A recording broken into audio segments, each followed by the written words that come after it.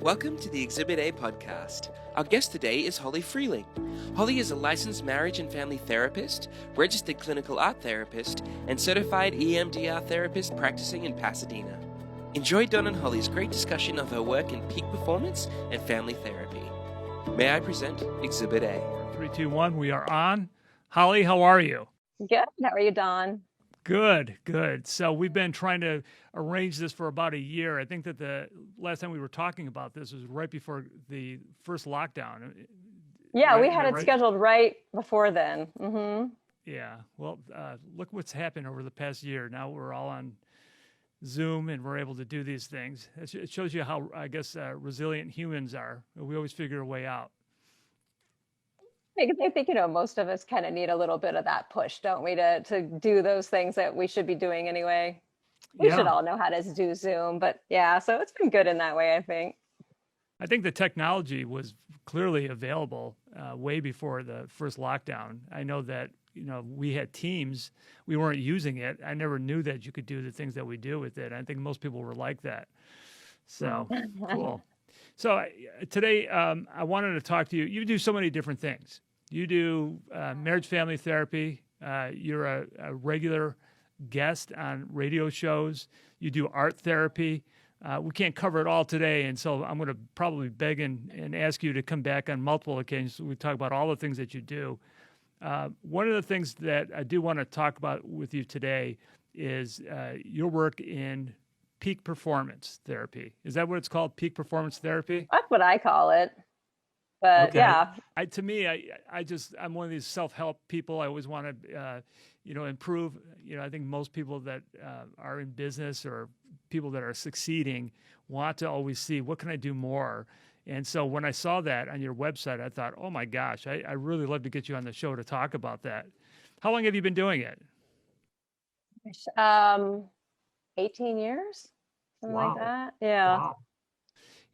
So obviously you do more than that. You do marriage and family therapy, but peak performance would seem to me to be really fun because you got people that are coming in that want to work with you, I would think. They're not fighting it. Exactly. It's one of the reasons I love it. It's positive, it's solution focused.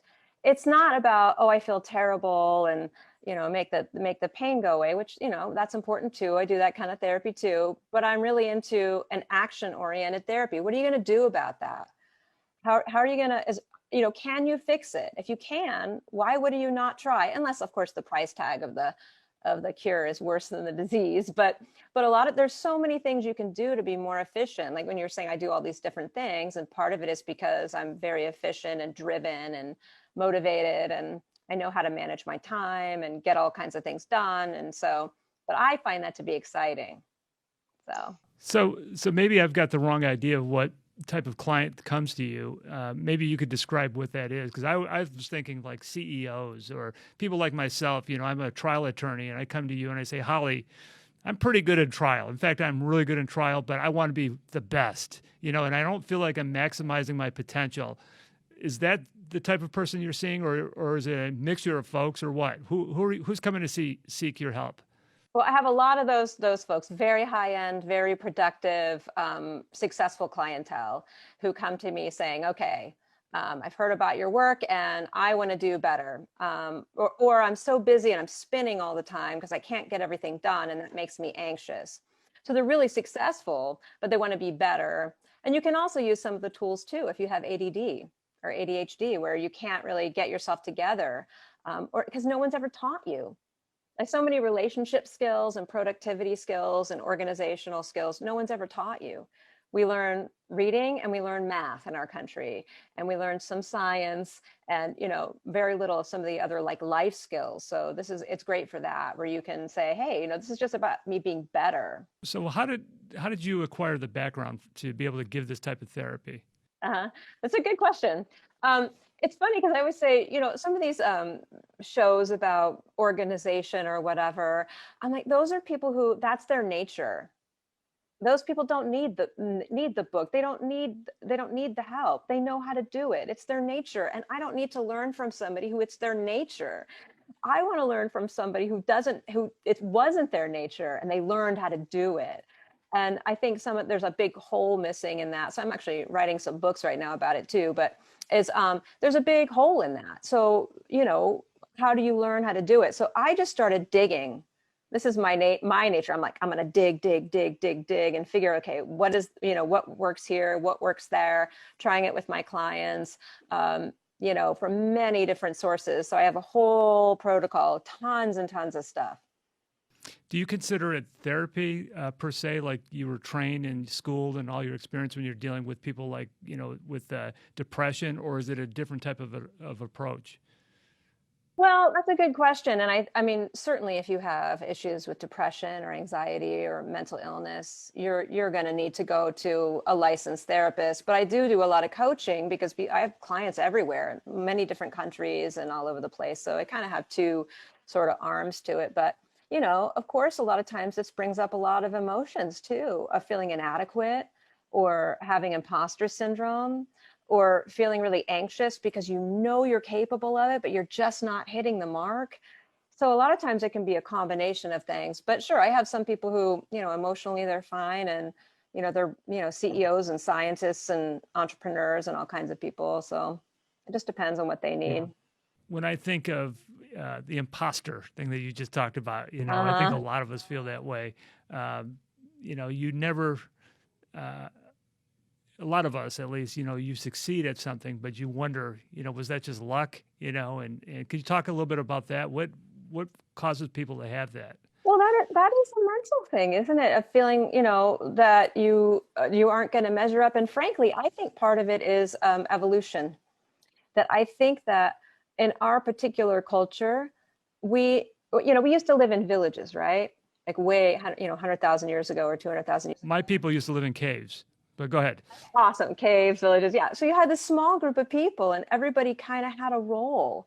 Everybody had a place. This one's the best thrower and this one's the best with horses and this one delivers babies. This one cooks, and everybody kind of had their place. And then little by little, then we had radio, then we had TV, and you're watching like these amazing newscasters and Academy Award winning actors. And now with internet and social media, you're kind of in your mind, you can't help it. You're comparing yourself with supermodels and Nobel laureates and Olympic athletes and so on and so forth. So the best in every single field. So of course you're going to have some feelings of, I don't know, am I as good as I think I am? That's part of it. I think the other part too, and this is something that I'm obviously very bubbly and pretty positive, but at the same time, very realistic. And, I think everybody wants the softer, easier way. We want the easy way out. Just give me the hack, give me the pill. I want to do something once. And that's just not how it works. Sometimes you just have to accept the fact that part of life is hard work, and you need to get on with the business of figuring out how you're going to manage that, and just get over this idea that you're going to get over the hump. Sort of like if you work out once when you're 20, and then you're upset that you're not buff when you're 50. I worked out once when I was 20. Why in the world am I not buff now? Because you have to keep at it.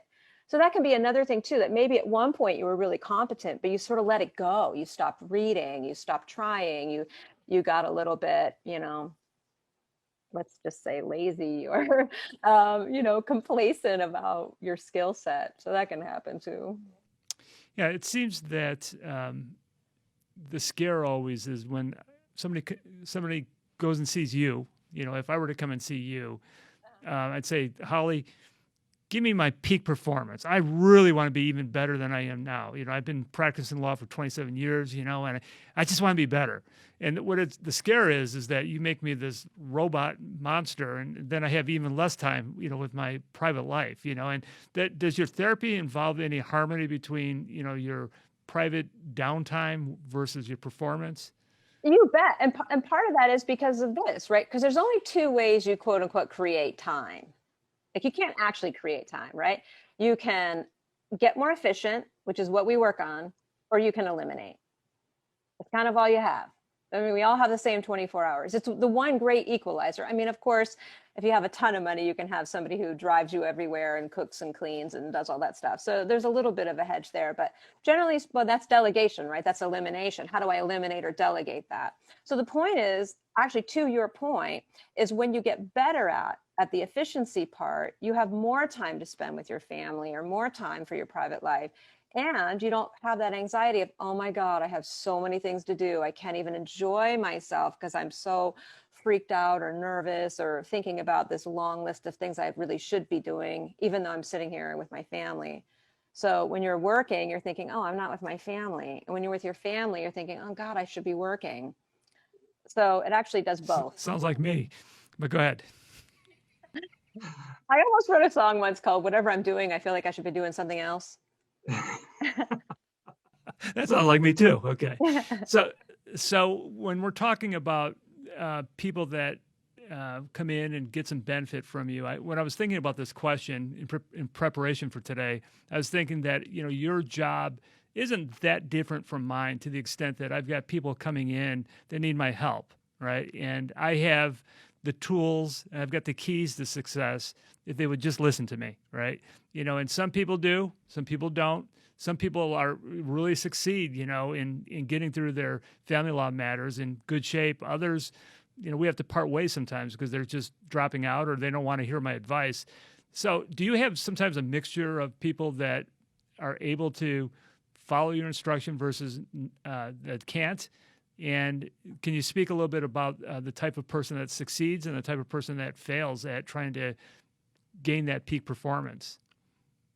Yeah, and I think it's kind of similar to all the different parts of therapy. What makes it work or not work. They're pretty similar, dynamics. One is, are you willing to do what you need to do? And I think what you're bringing up is what we call taking influence in the therapy world. Is do you take influence from your partner, from your therapist? Do you actually use the tools? So people will say, well, how much better am I going to get, or how fast? And it's like, well, it depends on a ton of things, right? Your temperament, your genome, your trauma history. But I think the biggest predictor is, are you willing to do the hard work? And a lot of people are not. And again, like I said, we're kind of trained these days. There's like this secret hack. There's this this magic pill that you're going to take and all your problems are going to go away. And so part of it is just accepting that. So for example, with couples, one of the things we know from research is 69% of your problems are what we call perpetual problems. You are not going to get rid of them. You're not going to solve it. It's not going to magically go away. You're going to have to learn how to manage it. How are you going to manage that issue, that problem? Because it's not going to go away. And sometimes, again, we think, the disposable society, I'll just toss that one away. I'll throw it away and get a new one, just like we do with a toaster. And you get another person, and guess what? You're going to have 69% of your problems with that person that are what we call perpetual problems.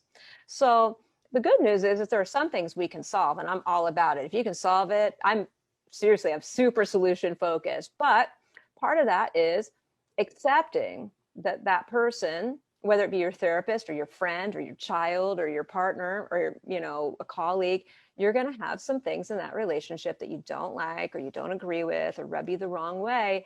And so how do you go about managing that? Maybe decreasing it in frequency or intensity or duration, but you have to accept the hard work. So some people come in and they just sort of want to do that. Or I have some people, especially like in couples therapy, they come in and they play this game of, I'm the bigger victim, they're a terrible person. And the other person goes, no, no, no, no, I'm the bigger victim. You're the most terrible person. And they just go back and forth, which is really what they want, is somebody to be a referee. That's not my job. Mm-hmm. I don't know. I'm not there. I don't have a crystal ball. I can't see into but how are you going to change the communication dynamic? That's a whole different issue, right? Because a lot of times what happens is both people can be right. Right? Yeah, that's right. You talk about doing the hard work. So what does that look like? I mean, if you're giving some, help to somebody that's coming in and wants to enhance their performance, for lack of a better term, they want to, be better at what they do. It sounds to me like they're leaving your sessions with some ideas as the things they should work on. Oh, sure. Yeah, I'm big on that. Do you give them specific tasks, or do you let them come up with the ideas, or how does that work? Well, I have a whole bunch of stuff. That's probably my biggest, strongest suit, that I'm always thinking, okay, let's try this. And if it doesn't work, fine. I got 1,000 others. Try something else. Let's try something else. And of course, if they come up with it, it's even better, right? But most people, If they could, they wouldn't be sitting in my office.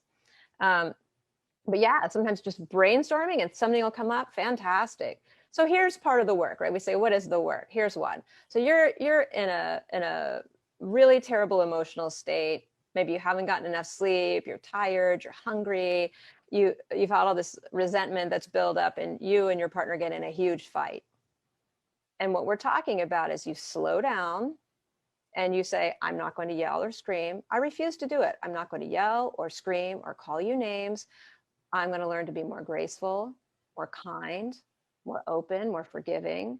And I'm going to listen to you before I start butting in, telling you you're wrong, raising my voice at you. And it's hard when you're mad. When you really feel like you're right, you go, I call it, they call it the one-up position. I am right and you are wrong. I know better. I'm smarter. I'm more organized. I'm better than you. And you're so mad. And you want to do this kind of metaphorically to your partner to really calm down and say, this is the person I love. I love this person. I don't want to treat them that way. Maybe in your anger, you get convinced by that little voice that you want to, well, you're right. But that's really not going to get you anywhere. So in that moment, learning that self-control and learning how to work through things instead of, sort of bullying your way through it, for example. Or another example would be cutting off, that not saying anything. And that person has to learn how to, be more graceful and kind and say, hey, I'm going to sit and at least listen to you and try really hard to work this out. Do you see yourself as being someone that holds people accountable? So they come back after you've given them kind of like these things to work on, and then you say, well, how's it going? And is that part of the process of getting people to be better? Oh, sure. There's just nothing like, with music lessons or therapy or whatever, having some regular thing. Like if you're going to go do physical therapy, you need it to be regular. Like that really helps. Do you have somebody that you're saying, okay, did you do that thing you were going to do? Did you work on that or not? It's really important. Like ask anybody who's a musician, if you don't have somebody, like if you don't have a regular writing partner or you don't have a teacher that you're meeting with on the regular, do you practice more or less? The answer is always less. I noticed from looking at your website and some other materials that I have on my research of you that you are a musician and you've done art therapy, and you've described your work as not necessarily a science, but it's more of a mix of science and an art. Can you speak of that? What does that mean? Sure. Well, it's interesting, we say kind of right brain, left brain is sort of the parlance. I mean, some of that's being disputed in the neuroscience world. But so you think about sort of a research psychologist who is very analytical, almost like accountants like, and they don't have that sort of warmth and connection and thinking on their feet and creativity that you need to be a good therapist. Are you giving them tools and suggestions? Because that's a lot more left brained, and keeping track of where are they? What have they worked on? This week we did this. Like I have all kinds of different ways. I have charts and all these different things that I keep track of for them. So I think it's halfway between an art and a science. If you're really in the art side and you don't have any science, I don't think you're all that effective. But if you're, in some ways you can, because the connection really is sweet. It's very like a warm blankie, But if you're all science and you don't have that art or that connection or that warmth, then it just feels like you're going into a robot. So I don't think that works either. Yeah, again, very similar to my profession. I mean, you could have all the legal knowledge in the world, but if you can't relate to people or persuade people, then you're kind of half doing your job. And on the other hand, if all you could do is argue really well and you don't understand the law or the procedure, then you're going to be ineffective as well. Yeah, I get that. I always say that attorneys, bartenders, and hairdressers are actually therapists too. You have to be part therapist to be a good attorney, especially in family law, because all the emotions and betrayals and so hard. Yeah, in some respects, I wish that I had more training in psychology, because we spend a lot of time listening to people and trying to get them to move forward. And if I had somebody like you sitting in the chair next to me, we could, get through processes a lot better probably. But, I'm a real big believer in sending people to get therapy, and, with couples, when I get a call from somebody that says, I don't know if I want a divorce, but things have been really bad Past 10 years have been bad. We're sleeping in separate rooms. We're hanging on there, and I never, ever move forward with the divorce. I'm like, you go think about it. You go see a therapist. You do everything that you can, to try to determine what's best for you, and stuff. Yeah. So you probably get a lot of people that come in as put on your other hat, the marriage family therapist hat. You probably get folks that are in that state of being when they come to see you. Yeah, the research shows, depending on who you read, that couples come to therapy, especially couples, around somewhere between 4 to 7 years. Usually people say 7 years after the point where you really should have gone. Oh. You just let it go and let it go. What I call it is the long, slow build. All these things that you say, oh, I really don't feel like it, or I'll do that tomorrow, or you got to pick your battles, or now's not a good time, or I don't want to tangle with them, or I don't want to deal with their reaction, and all those things that build up. Now you have all this psychological tension between you. So a lot of times even you can't remember what happened 5, 6 years ago that led to part of that, but that psychological tension is there and can be set off like that. And of course, people have different reactions. It can be an explosion, because you can repress, deny, or avoid it, but it doesn't go away. It leaks out. It can be anger explosions. It can be stonewalling or cut off, or somebody just ignores you or doesn't really talk to you or doesn't connect. It can be passive aggressiveness, or what I call emotional steaming, like a cartoon character that stinks, and they have those little like green things that come off, and they smell. People do that emotionally. They're like, I didn't say anything. It's like, you didn't have to. Your body language, your tone of your voice, you're steaming it off. Or, of course, you can manifest it in your body. We have lots of studies on, you're setting yourself up for heart disease and Alzheimer's and all the bad stuff we don't want if you don't have good emotional regulation. So by the time they come in, they have all these bad habits that I just described. They have all these resentments. They're doing they're a terrible person, I'm the biggest victim dance. They just want to, prove that they're right. What they really want when they come in, this is the truth. What you really want is for the therapist to look at you and go, oh my gosh, I don't know how you've done this. How can you stand them? They're actually really terrible. But on the other, it's like the devil and the angel. The other side's like, but I want to be married and I don't really want to get a divorce, right? So there's this kind of struggle with all of that goes on. So, people come to get divorced, or they're coming to figure out, they'll show you that, when you're trained as a young therapist, like I do a panel every year at a grad school, and it's like, you're going to have that people who come in and they're really, that one person's got one foot out the door, or they're already having an affair. How interesting. Yeah. Okay. So this is the first time I've ever spoken to somebody like this, because now on my end, they're coming to see me. And as you can imagine, I don't see too many success stories, right? It's always therapy didn't work.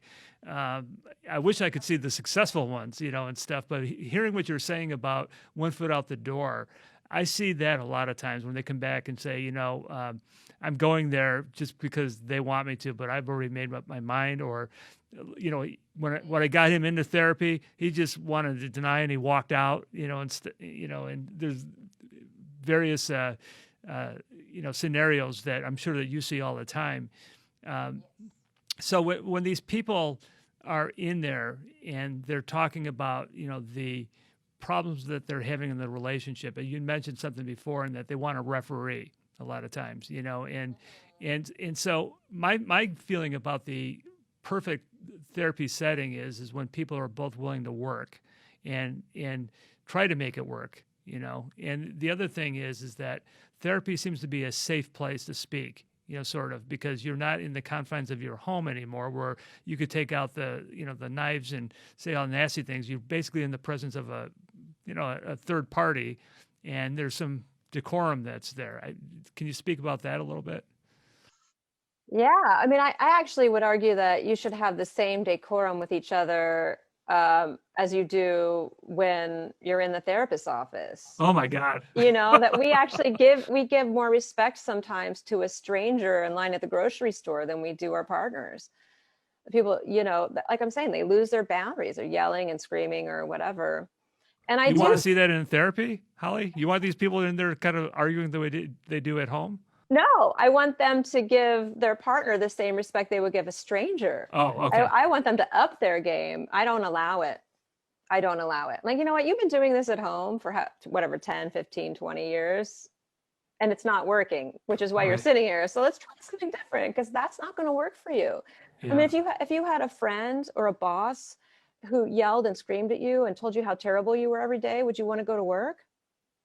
No. Of course not, so um, we need to learn to treat each other better. And that's part of it too. It's not about the referee, cats jumping up. It's not about the referee. It's about you. How are you going to change? What's your part in it, right? That's part of the work too, is people, really what they want is to come in and have the therapist say, oh my gosh, they really need to change. They want, the secret hope is that they're going to get the other person to change. And of course, I mean, sure, you want them to make some adjustments, but if you're not willing to move the needle, then it's probably not going to work.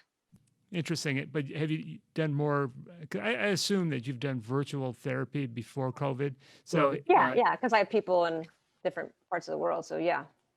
that's kind of cool for your occupation, though. You don't have any boundaries as far as geographical boundaries. You could talk to somebody in New York City or Bangladesh. Well, as That's a kinda cool. therapist, I can only practice in California. Oh, It's okay. the coaching people who I have in all these different countries. It's really interesting. You'll be like, what's going on in Shanghai or what's happening in Italy. I get kind of these stories. It's really interesting, but So you have clients that are virtually around the world for your peak performance, and that must be fascinating, I would think, talking to people that have real life issues that we have right here in California. oh yeah. And what is it like fitting in the different culture, and how are they managing business and all that different stuff. It's really interesting kind of hearing what's going on, because I was hearing stuff out of China when the pandemic started, and just interesting things that come up. And How have these people found you? I mean, you've got clients in China. How in the world did you get connected to that? they either hear about me, or they have met me in California and then they moved. Okay. Do you think the quality of your work is changed or different remotely than coming in and seeing you? It's an interesting question, because people ask me that. I think remote therapy is great. I love it myself. For me, like I just like it. It's so efficient. You just throw up your camera, you have your session, you're done. It's nice. I like it. I get a lot less cancellations. People are more consistent. It's Wow. interesting too, seeing where they live, like seeing their environment. Sometimes has clues. Are they messy, or are they neat and tidy? Even seeing some couples where everybody has their spot, right? Their little Zoom spots. But I have some couples that they're on their bed talking. It's amazing kind of watching them in their environment, and I like it. Some people even do phone because they want to move around, that you're on Zoom all day. And in my old office, I had 2 treadmills. Even we could walk during session, because it's so good for your blood flow, and we sit too Okay. much. And Yeah. when you're walking, you're talking. Like, how many times have you been on a hike and you start talking about things? So it's I think it's nice to move too. So, but whatever works for different people. Yeah. We lawyers are starting to really love the remote access as well, to both, talking to clients in the court, especially. So I get that. But I just want to throw in a funny, hopefully your clients aren't speaking to you on 2 separate phones, walking on different treadmills or something. That could be a chaotic thing, I would think, if it's co-therapy. On the treadmill when they're on the phone. No, that used to be in the office. But yeah, people, walking and talking are funny. No, that's interesting. So, I always wondered, like, when people come to see you in person, multiple times, let's say that there's a couple that's coming in there, do you always take note as to how they're sitting, who's sitting closest to you, or does that mean anything to you? Well, it depends, but sure. Oh yeah. There's a whole lot of somatic work that's really interesting. And when I was younger, kind of being more scientifically minded, I used to go, oh, that's like so foofy. But I had to eat my words on that one. It's really hip stuff. Oh yeah. So, you watch couples who, for example, aren't having sex and they're sitting way on the other side of the sofa, not touching, not turning toward each other. Oh, sure. Versus couples who sit next to each other and are touching and Interesting. Okay. Well, we've been at it for a long here. Let me look at my other questions. This is my chance to really get you here. Let's see. So I want to give you a hypothetical. Let's say that we've got a single mom. She's divorced, right? And she's having problems co-parenting with the father of her child. She comes to you and wants to be a better co-parent. So to start off with, are you going to be worried at all that the other party may not be of the same mindset? absolutely positively, without question. Even in a couple who's married, parenting it's a big issue for couples. So the first thing I would say is, why not both of you come in and do it together? I've had those cases where they can't be in the same room. They're nasty with each other, resentful with each other. And so once a week they come and they work out stuff. So the kids don't split them. We call it splitting, is what we like, oh, mom said or dad said, or they get what they want. And then they're playing, I'm not going to have any boundaries with my child because I just want to give them everything and spoil them. But that's not good for kids. It's just not. We need good functional limits and boundaries. But if you're the parent who's actually holding the boundary, they don't like you as much. It's a bad cycle sometimes with co-parenting. So usually what my first thing would be, would the other person be willing to come in and do it together? So you are on the same page, or we can work it out in a more neutral, territory. Like you were saying, when you have a third person, oftentimes people are a little bit more, better behaved than they are. But let's assume that's not realistic. I mean, this client of yours was married to a real jerk. Somebody that it's his way or the highway. Is there any benefit from this person still coming to see you? Yeah. Okay. Oh my gosh. Yeah. I mean, first of all, parenting is really tough. It's just hard. I don't care who you are. And part of it is because you have all this influence of culture and their friends and, the internet and social media. So they're like, some of it you don't really have that much control over, but sure. I mean, how are you going to, and some of those relationship skills we were talking about earlier go with your kids too. I mean, how do you learn how to communicate better? How do you learn about relationship skills? How do you learn how to hold a boundary? How do you learn how to regulate when you're uncomfortable? You're watching your child and they're upset with you and it breaks your heart. And oh gosh, you don't want to, but you have to as a parent. Or yeah, how do you handle your anger at the other parent? So Holly, wrapping this up, you seem to me to be like extremely stable, well-adjusted. You're not, you don't have, any signs of distress on you, but you're dealing with people's problems. And it's very similar to a family law attorney. I always tell people that come to my office that work with me, my associate attorneys, you're not going to make it here if you take your work home with you, and you stress.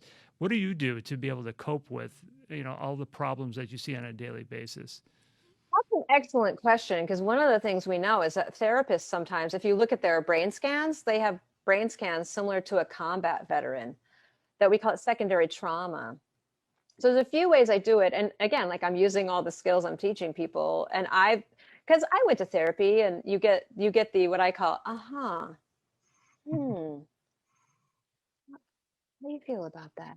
You get that for an hour with 5-minute silences in between. And you're like, okay, what do I do about it? So that's, partly me digging and saying, okay, I'm going to put together a plan that works for me.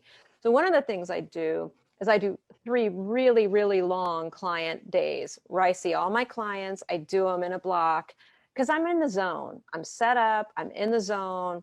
I'm in the mindset. And it's easier for me to go another, 3 or 4 sessions in those days than for me to have other days. It's also an efficiency thing. It's called batching. So you batch all your like activities together. So then I have an accounting batch, and I have a paperwork batch, and I have a, research and treatment planning batch. But I do all those hours in blocks. So I have other days that I don't have to be in that emotional space. That's helped me a lot. I used to do like a little bit 6 days a week. It's just too much. The other thing I would say is you got to exercise. You have to exercise. You need to, and not a ton. You don't be hard on your body. It's not like you have to, go to the gym. How much and be a crazy exercise do people person. need, in your view, in order to keep their mental health? Here's an interesting, well, here's my first opinion about that is it's better to do a little bit each day than to have a couple big workouts a week. And so again, about efficiency, I'll go back to that because here are a couple things. One, the best workout in the whole world is the one that you'll do. Okay, that makes sense. So that's one. The second one is the best thing you can do for your fitness is don't get injured. That's a Hollyism for you. I got a lot of those too. So for me, I know exactly, I have it automated. I get up, I feed my pets, I get on my clothes, I walk my dog, then we run, and then we come home, then I do a little bit of weightlifting, and then I take a shower ready for my day.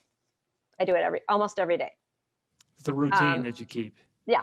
So I know I get up, get, pets, get dressed, we walk a little to warm up, then we run, we come home, do a little weightlifting, shower, ready, done, easy. So I don't have to get my clothes and gather my gym bag and get all the extra stuff and find everything and then drive to the gym and park and then go in and check in and then go to the bathroom and then finally work out and then, come home and, drive home and all that other stuff. And then you have to, do all the extra laundry from that or whatever. It's just too much. It's not efficient. I'd rather spend that time working out than driving and parking and doing and whatever. So, and you're going to come out financially ahead anyway if you just buy good gym equipment. So I have a lot of good gym equipment in my house. In fact, I have one of those mirrors, the mirror thing, and I do personal training through the mirror. Oh my gosh! Wow. At my house. It's really easy. Awesome. Okay. Well, Holly, I can't thank you enough. This was really a good show. I mean, I think that anybody who's going to be listening to this is going to gain a lot. I mean, you've given a little bit to a lot of people, and stuff. So cool. Can we invite you to come on another time? I'd love to. Okay. Well, thank you.